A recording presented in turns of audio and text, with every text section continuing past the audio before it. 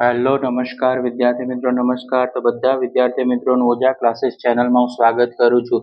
તો વિદ્યાર્થી મિત્રો હજી સુધી ચેનલ સબસ્ક્રાઇબ ના કરી તો ચેનલને સબસ્ક્રાઇબ કરી દેજો. આજનો વિડીયો છે તે ધોરણ 7માં વિષય ગણિતમાં ચેપ્ટર નંબર 4 સાદા સમીકરણો, જેમાં આજનો જે છે તે પ્રશ્ન નંબર 2 છે તે આજે જોશું આપણે વિદ્યાર્થી મિત્રો. તો નીચેના સમીકરણો ઉકેલો. તો સમીકરણો કઈ રીતે ઉકેલવાનું છે તે જોવાના છે. વિડીયોના અંત સુધી બની રહેજો. શિક્ષકે વર્ગમાં વિદ્યાર્થીઓને કહ્યું કે સૌથી વધારે ગુણ મેળવનાર વિદ્યાર્થીઓના ગુણ સૌથી ઓછા ગુણ મેળવનાર વિદ્યાર્થીના ગુણ 2 ગણાથી 7 વધારે છે. જો સૌથી વધુ ગુણ 87 હોય તો સૌથી ઓછા ગુણ કેટલા હશે? તો વિદ્યાર્થી મિત્રો અહીંયા તમારે શું કરવાનું છે? તો સૌથી ઓછા ગુણ વાળું આપણે પહેલા શોધશું. તો સોલ્યુશન છે જવાબમાં કે ધારો કે સૌથી ઓછા ગુણ મેળવનાર વિદ્યાર્થીના ગુણને આપણે શું નામ આપવાનું? એક્સ નામ આપવાનું છે. હવે તમને બીજી લીટીમાં કીધું છે ગુણના 2 ગણા. 2 ગણા કે એટલે 2x લખશું, બરાબર. 2 ગણા કીધા એટલે આપણે અહીંયા કેટલા લખવાના વિદ્યાર્થી મિત્રો? 2x લખ્યા. ગુણમાં 7 ઉમેરતા, હવે ઉમેરતા કે એટલે શું કરવાનું? પ્લસ કરવાનું. તો હવે 7 ઉમેરવાનું કીધું છે, ગુણમાં 7 ઉમેરતા. તો સૌથી પહેલા 2x લખવાના અને 7 ને શું કરી દેવાના? પ્લસ કરવાના. 2x + 7, બરાબર. હવે આપણું શું સમીકરણ બને છે? તો કે 2x + 7 બરાબર કેટલા? 87, બરાબર. અહીંયા લખેલું છે કે સૌથી વધુ ગુણ કેટલા છે? 87. તો આપણે એક સમીકરણ બનાવ્યું કે 2x + 7 બરાબર 87. ઓકે વિદ્યાર્થી મિત્રો. તો હવે જુઓ 2x કર્યા આપણે, 87 માંથી 7 જશે તો કેટલા વધશે? 80. તો 80 લખ્યા. હવે આપણે શું કરવાનું છે? 2x ને 2 વડે શું કરવાનું છે? ભાગવાનું છે. માટે લખવાનું 2x / 2, 80 / 2. તો 2 ઉપર નીચે ઉડી ગયા તો x બરાબર 80 / 2. તો x ની કિંમત શું મળે વિદ્યાર્થી મિત્રો? 40 મળી ગઈ. રાઈટ. કેટલી મળી? 40 મળી.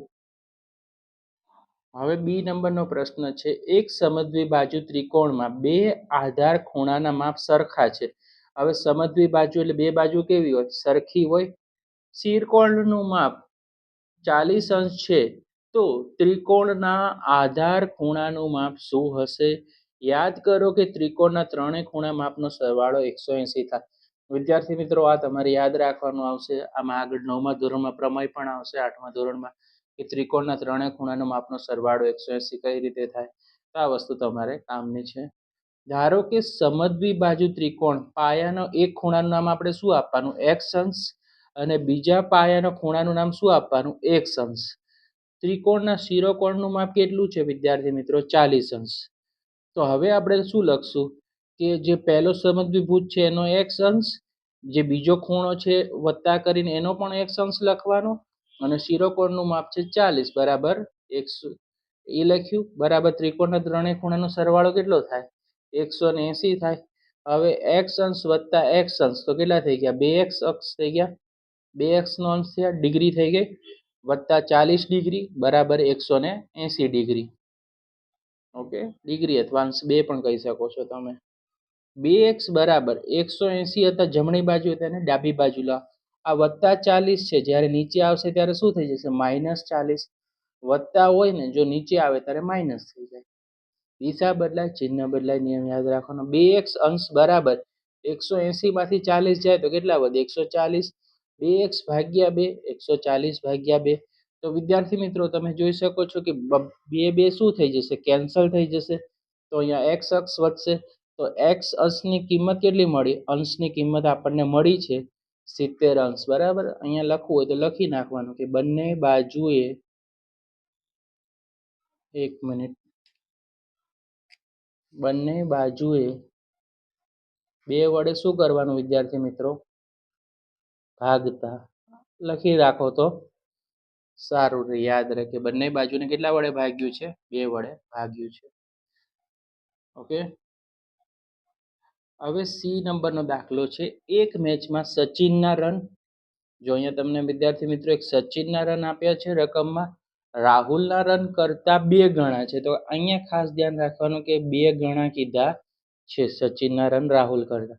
જો તેમના રન ભેગા કરવામાં આવે તો તેમના રન 2 સદી એટલે 200 થાય. 2 સદી કરતા 2 જેટલા, અહીંયા ખાસ ધ્યાન રાખવાનું, 2 જેટલા ઓછા છે તો મેચમાં બંને કેટલા રન કર્યા હશે. તો સૌથી પહેલા રાહુલે કરેલા રનનું નામ શું આપ્યું આપણે? એક્સ. સચિને કરેલા રનનું નામ શું આપ્યું? 2x. કારણ કે 2 ગણા છે, હે ને, તો 2x લખવાનું. બરાબર, અહીંયા લખી રાખો કૌંસમાં કે 2x કેમ લીધા, તો કે 2 ગણા હોય તો આપણે x આગળ 2 લગાડવાના. 3 ગણા કીધા હોત તો અહીંયા 3x લખત. હવે જુઓ, રાહુલના રન એટલે x, સચિનના રન બરાબર 2x. તો x વત્તા 2x નો સરવાળો કરીએ તો બરાબર કેટલા મળે આપણને? 3x મળે. ઓકે, હવે કીધું છે કે 2 સદી કરી છે. ઓકે, તો 200 માંથી આપણે 2 જેટલા રન ઓછા છે, એટલે 200 માંથી 2 શું કરવાના? ઓછા એટલે બાદ બાકી કરવાની. તો 200 માંથી 2 જાય તો કેટલા મળે વિદ્યાર્થી મિત્રો? 198 મળે. બરાબર, પણ આપણું એક સમીકરણ હતું 3x, તો 3x બરાબર 198 છે. 3x બરાબર કેટલા? 198. હવે બંને બાજુ શું કરવાનું? 3 વડે ભાગતા. લખી રાખવાનું કે બંને બાજુને 3 વડે શું કર્યું છે?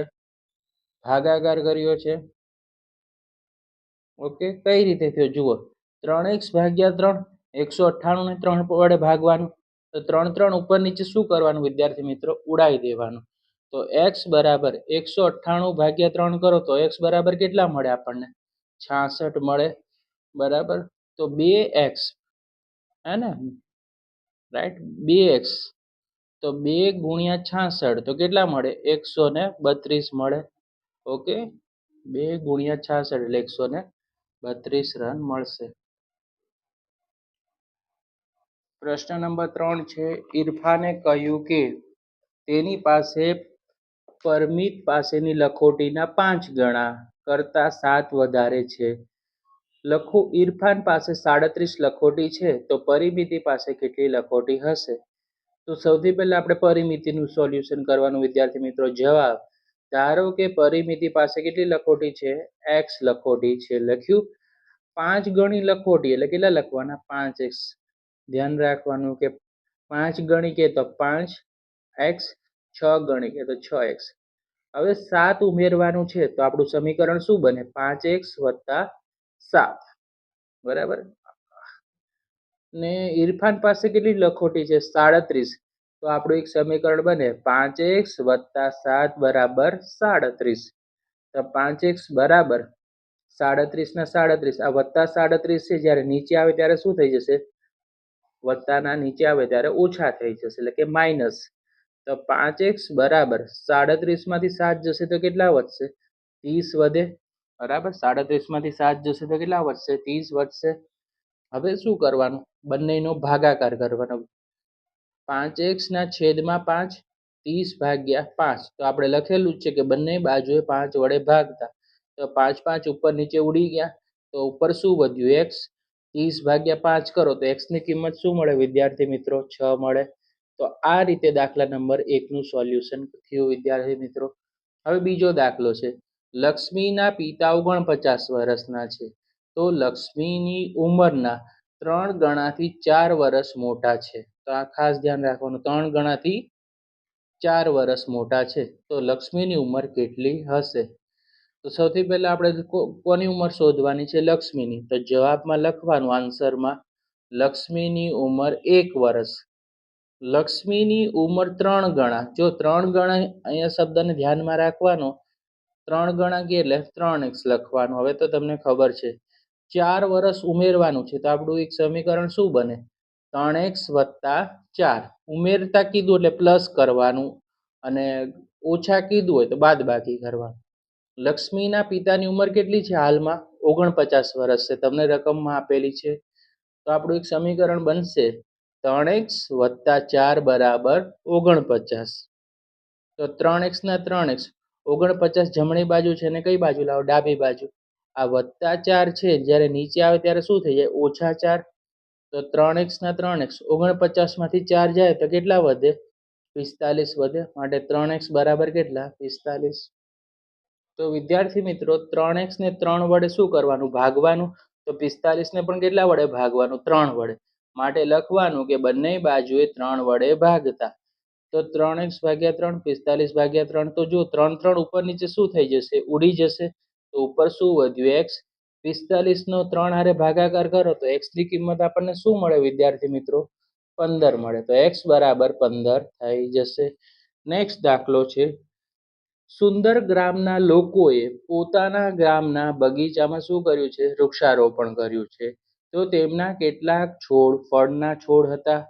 ફળો ના હોય તેવા છોડની સંખ્યા ફળોના છોડની સંખ્યા 3 ગણા. અહીંયા ધ્યાન રાખવાનું, શું કીધું છે? 3 ગણા કરતા 2 વધારે હતી. એટલે અંડરલાઈન કરી નાખ્યું આપણે, ઇમ્પોર્ટન્ટ છે.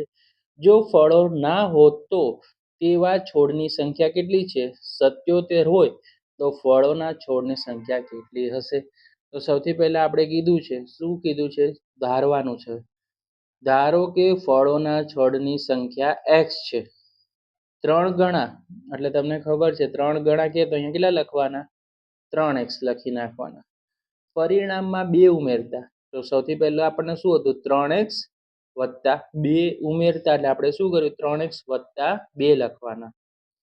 ફળ ના હોય તેવા છોડની સંખ્યા કેટલી? 77. તો આપણને એક સમીકરણ બને 3x વત્તા 2 બરાબર 77. તો 3x ના 3x, 77 ના 77. આ વત્તા 2 છે, જ્યારે નીચે આવે ત્યારે શું થઈ જાય? ઓછા 2. તો 3x બરાબર કેટલા? 75. હવે બંનેને શું કરવાનું? 3 વડે ભાગવાનું. તો લખી કાઢવાનું કે બંને બાજુએ 3 વડે શું કરવાનું છે વિદ્યાર્થી મિત્રો? ભાગતા. તો 3x ભાગ્યા 3, 75 ભાગ્યા 3, 3 3 ઉડી ગયા તો x વધ્યો. 75 ભાગ્યા 3 તો x બરાબર કેટલા મળે વિદ્યાર્થી મિત્રો? 25 મળી જશે. ઓકે.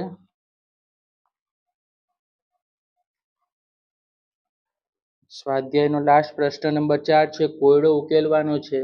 હું એક સંખ્યા છું, મારી ઓળખ જણાવો. મારા 7 ગણા લો, 1 50 ઉમેરો. તેવડી સદી પહોંચવા માટે તમારે હજુ 40 ની જરૂર છે. તો વિદ્યાર્થી મિત્રો, તેવડી સદી એટલે તમારે શું યાદ રાખવાનું? 300. બેવડી સદી કે તો 200. એ તો ખબર જ છે. ધારો કે તે સંખ્યા x છે. 7 ગણા એટલે 7x. તેવડી સદી તમને કીધું હતું તો 3 ગુણ્યા કેટલા કરવાના? 100 બરાબર 300. તો આપણું એક સમીકરણ શું બને? 7x માં 50 ઉમેરતા. તો આપણે અહીંયા લખ્યું 7x વત્તા 50 બરાબર 300. એમાંથી 40 જોઈએ છે તો શું કરવાના? બાદ બાકી કરી. 300 માઇનસ 40. તો 7x ના 7x વત્તા 50 ના 50. 300 માંથી 40 જાય તો જવાબ શું મળે? 260 મળે વિદ્યાર્થી મિત્રો. તો 7x બરાબર 260 ના 260. આ વત્તા 50 છે, જ્યારે નીચે આવશે ત્યારે શું થઈ જાય? ઓછા 50. એટલે બાદ કરશું, વત્તાના શું થાય? નીચે આવે ત્યારે ઓછા કરવાના. તો માઇનસ 50 લખ્યું આપણે. 7x બરાબર 260 માંથી 50 જશે તો કેટલા વધે વિદ્યાર્થી મિત્રો? 210 વધે. બાદ બાકી કરી. હવે 7x ને 7 વડે ભાગવાનું, 210 ને પણ 7 વડે.